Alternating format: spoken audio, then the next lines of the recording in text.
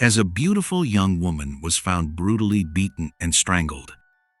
The residents of the small city of Carbondale, Illinois, were horrified. And when the killer committed another crime, real panic broke out. People feared that a serial killer was roaming the city. Investigators began searching for the perpetrator, but it was not easy. They were troubled by doubts about whether they would be able to solve the case. After years of investigation, it finally turned out that the killer had cloaked to them the entire time. In the heart of Carbondale, Illinois, stands one of the largest universities in the state, making the city a unique place in the Midwest. At the beginning of the 19th century, it was a railroad hub. Today, Southern Illinois University Carbondale is an important academic institution. About 20,000 students study there. Although Carbondale is considered the unofficial capital of Southern Illinois, the university has the atmosphere of a small town. Cars are not allowed to drive through the educational institution's grounds, and students walk on foot through the woods or across the railroad tracks.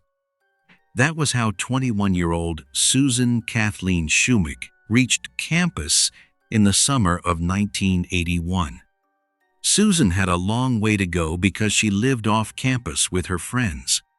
The young woman was born in Chicago Heights. Her parents were worried that she was studying so far away from home. But the small city of Carbondale seemed safe. Determined Susan wanted to make her dreams come true. She worked as a sales representative at a student radio station. People expected her to achieve great success in any field in the future. It seemed as if everything was going well for Susan Schumake and that a bright life lay ahead of her. But all those hopes were destroyed in the summer of 1981. On the night of August 18th, a student who was deeply worried about her neighbor, Susan Schumake, called the police in Carbondale. She said, Susan had gone to a meeting at the university and was supposed to come home at a certain time, but she had not returned. According to the student, that was unusual for Susan because she always let people know if she was going to be late somewhere. Although the police take every call seriously, they also know that young people sometimes lose track of time. So the young woman's disappearance did not immediately cause special concern.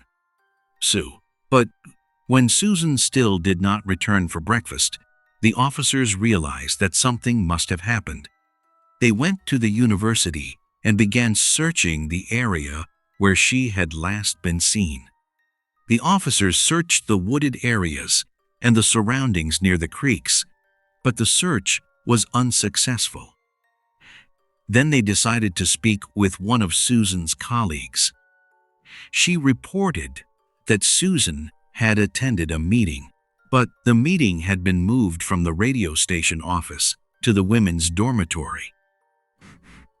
According to the colleague, after the meeting, Susan set out toward the student center. She walked along a path known as the Ho Chi Minh Trail. The trail had received its name during the Vietnam War and was known for frequent assaults because of its rough terrain and isolation. Had Susan run into trouble on the way to the student center? The officers went to the wooded path around midnight.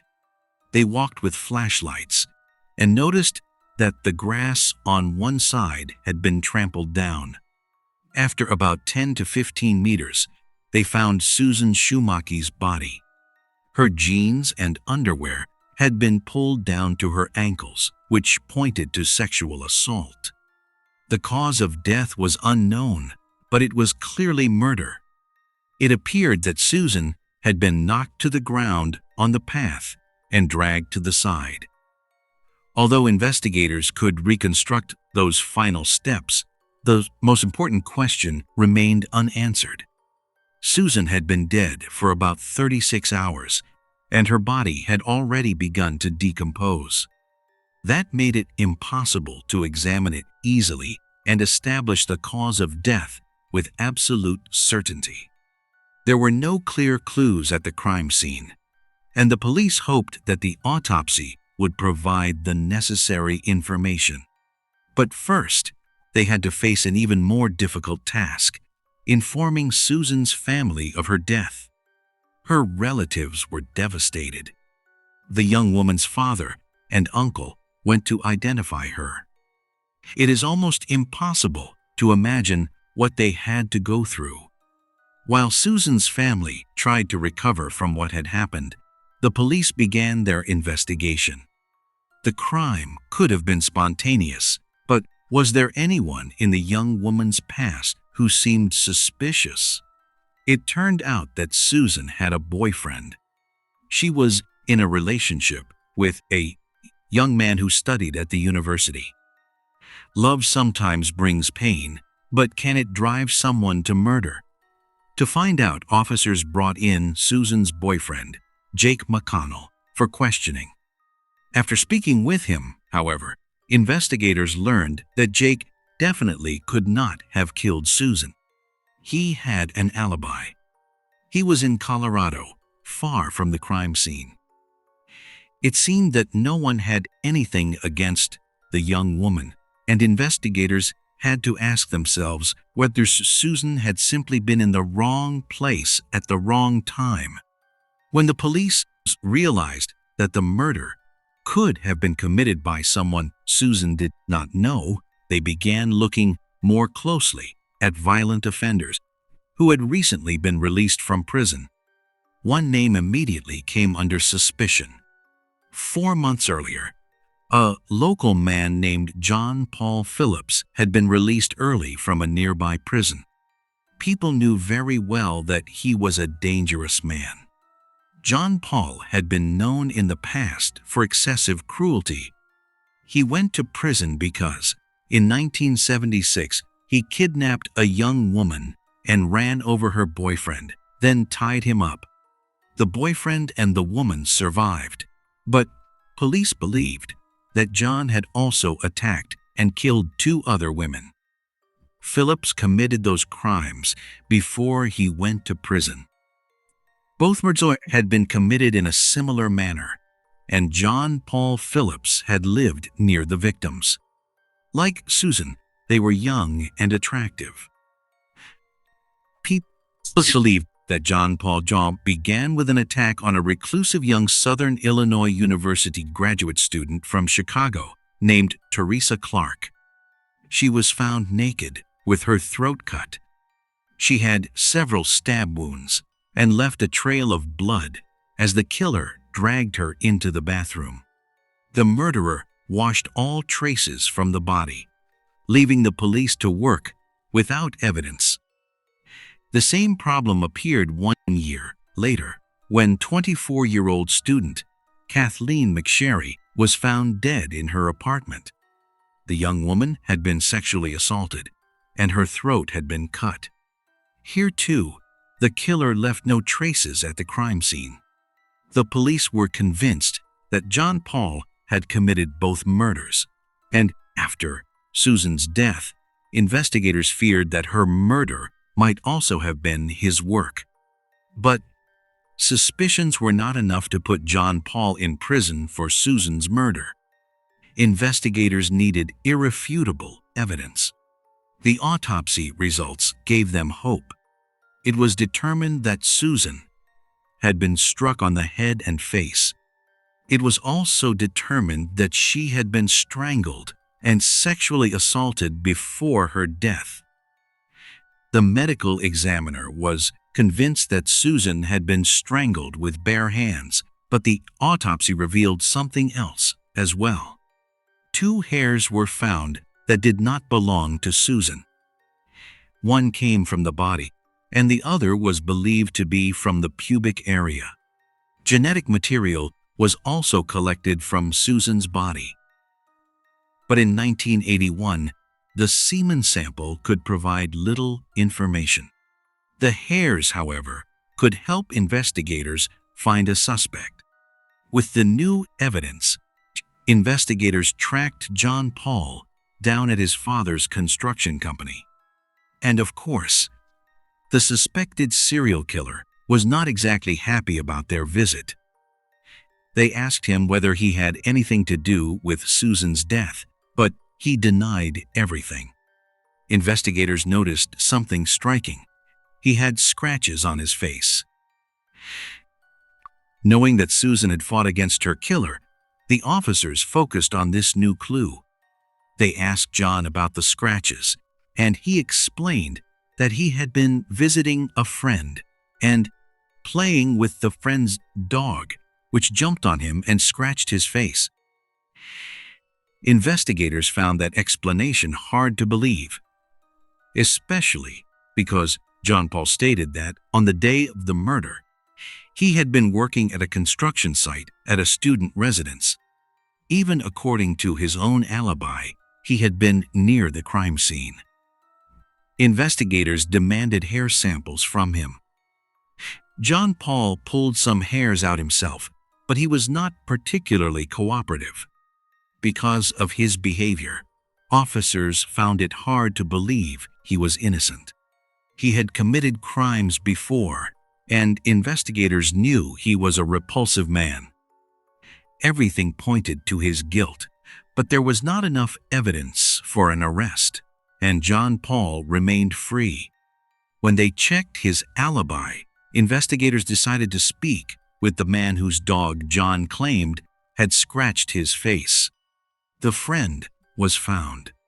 He said that his dog had not scratched John's face. Now, investigators were certain they had found the perpetrator. However, it turned out that John's hairs did not match the hairs found on Susan's body. Investigators were confused. They then told John that the dog's owner had not confirmed his story, and John came up with a new explanation. He said that he had actually been with another friend. They had been shooting a rifle, and the scope had hit him in the face. According to him, he had hidden the truth because he feared being sent back to prison because of the shooting. John Paul's friend confirmed his story, but the police continued to doubt his innocence. After all, he had been on campus on the day Susan was murdered, and because the analysis results could have been flawed, he remained the main suspect. Just as the case seemed to be reaching a dead end, the Carbondale police made a discovery that could completely change the course of the investigation. About 400 meters from the Ho Chi Minh Trail, a large red bag was found. Its contents caught the investigators' attention. Inside were medications prescribed by a prison pharmacy in Chester, Illinois, under the name Daniel Woloson. Investigators immediately became alert. They contacted the supervising authorities and learned details about Woloson. He had served a prison sentence for burglary, had been released 3 months earlier, and was staying in Carbondale. That was enough to consider him a suspect. The officers learned that Daniel Woloson was living in a cheap motel and headed there to question him. He was very nervous and would not look investigators in the eyes. The former inmate said he was living under a bridge in the woods, about 1.5 kilometers from the crime scene. He said he had left the bag in the woods because he did not want the people he worked with to find out that he had been kicked out of the motel and was now homeless. That could have been true. But a homeless man with a criminal past who lived in the woods where Susan had been murdered could not immediately be removed from the circle of suspects. Something about him seemed suspicious. Could this desperate drifter be the killer? Investigators believed they had found the perpetrator.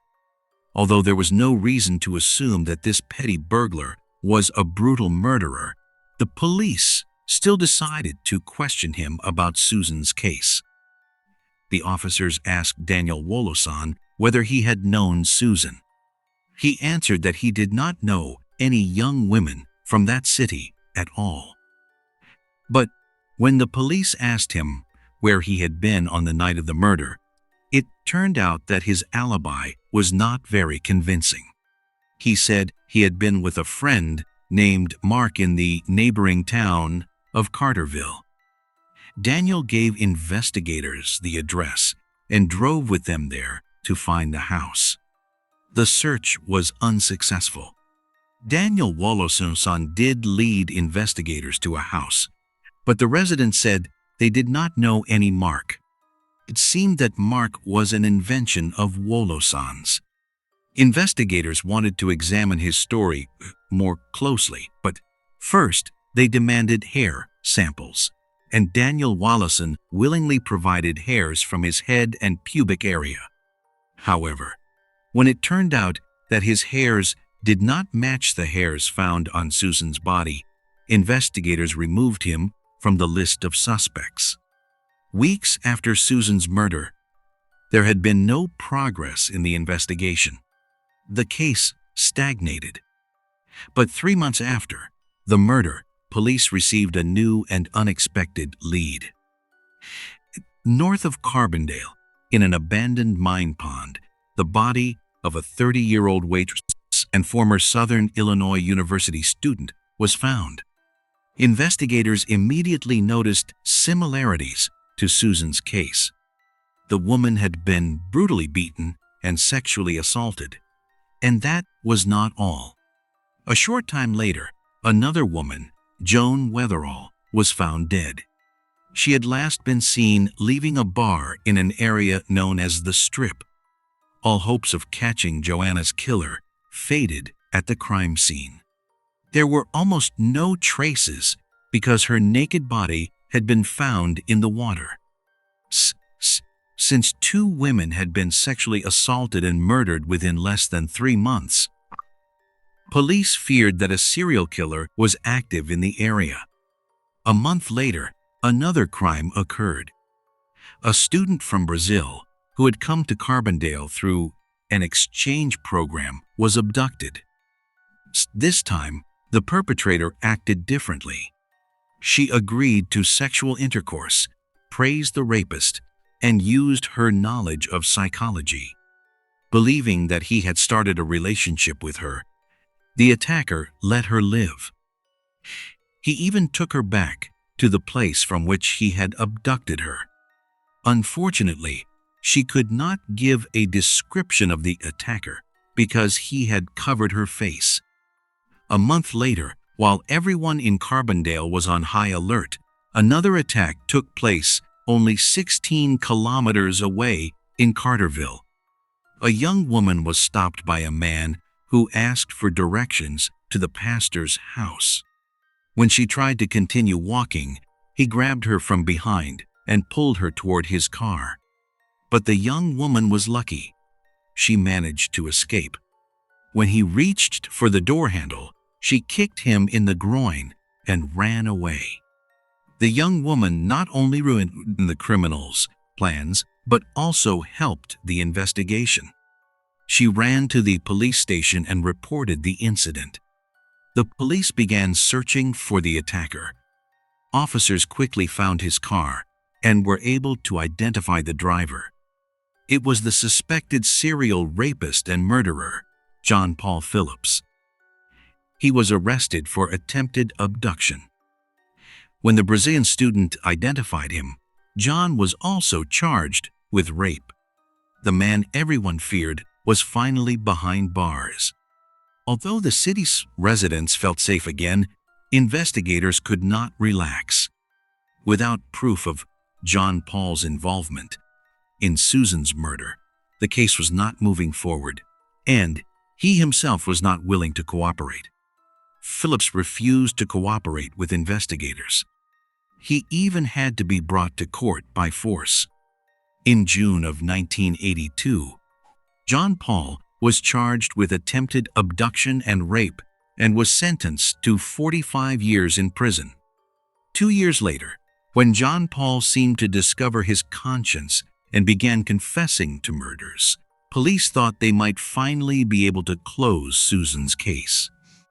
He gave details about the murders of Teresa Clark, Kathleen McSherry, Joan Weatherall, and several other victims. The number of confessions grew.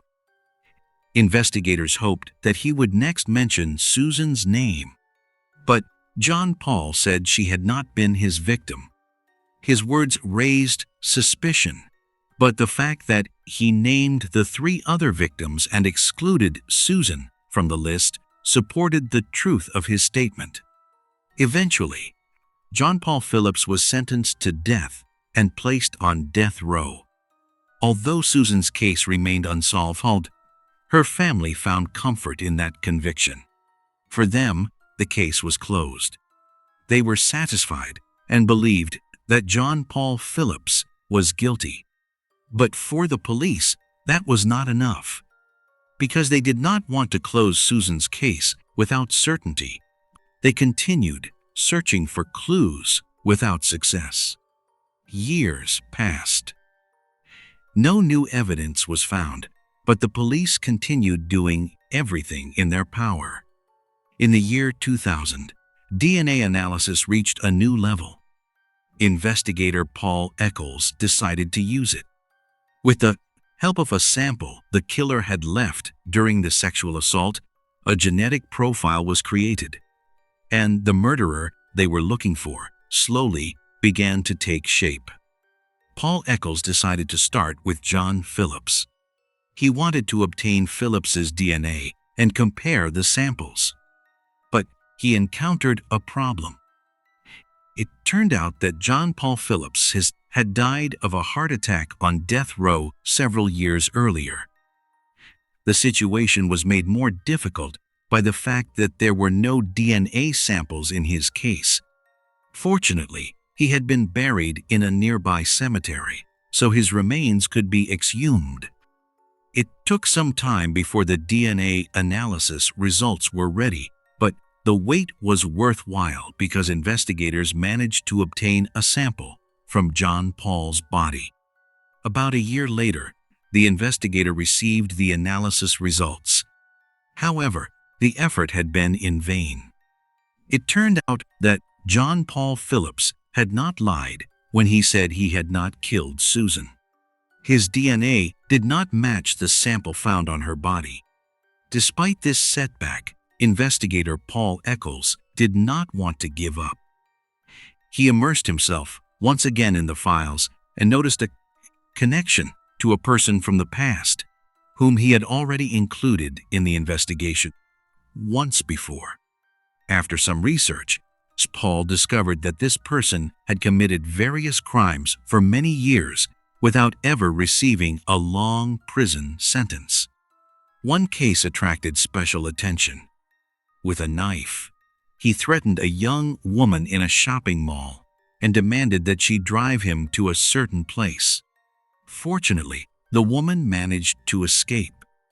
That incident brought investigators to a shocking realization. The man they had considered a petty criminal could be a brutal murderer. He might have been the person they had been looking for all those years. It was Daniel Woloson. Investigator Paul Eccles decided to summon him for questioning, but he encountered another problem.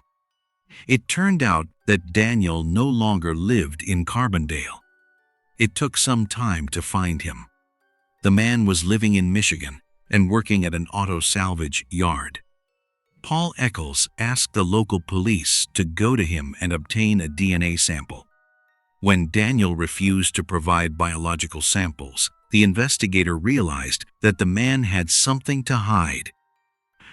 Over the following months, Daniel Woloson was placed under surveillance in the hope of finding a cigarette butt, a drink can, or anything else containing his DNA.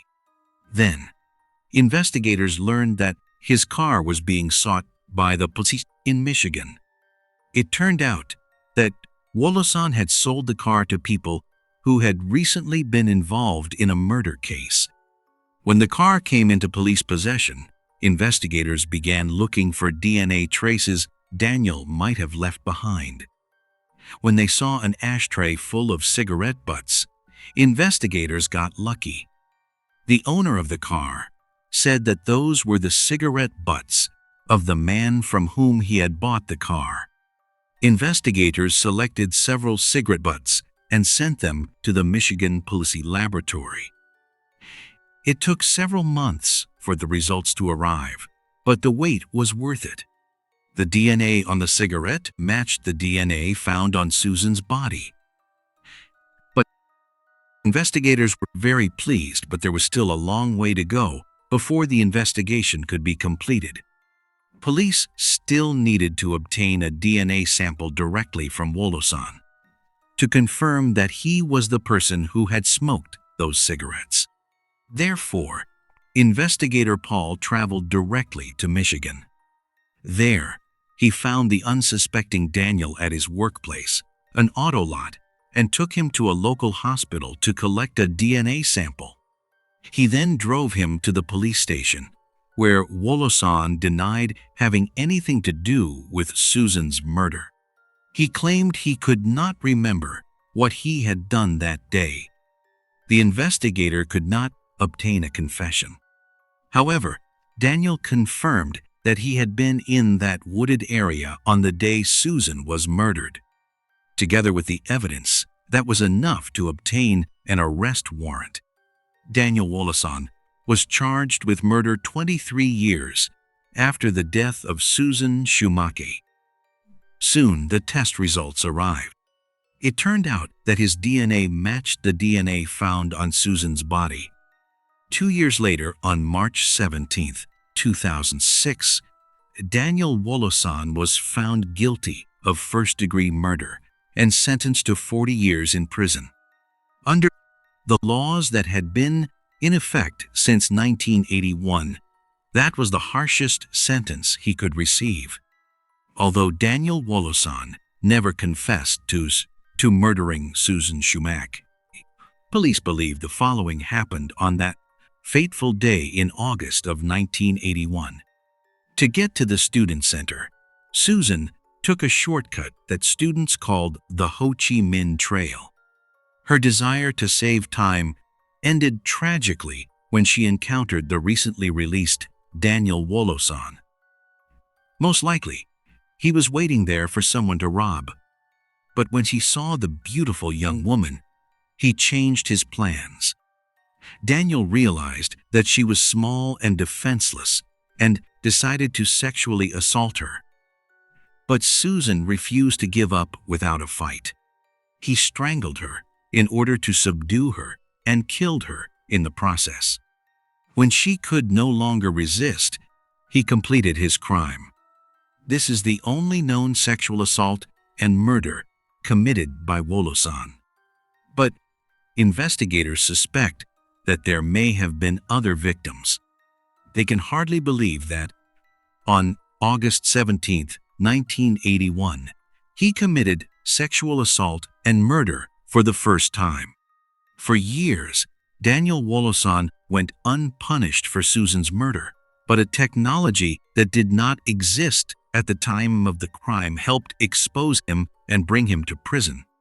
Although police have long since closed Susan's case, the city of Carbondale continues to remember this beautiful student whose story serves as a warning. The Ho Chi Minh Trail no longer exists. In its place stands the Susan Schumake Memorial Overpass. Thank you for watching, and take care of yourself.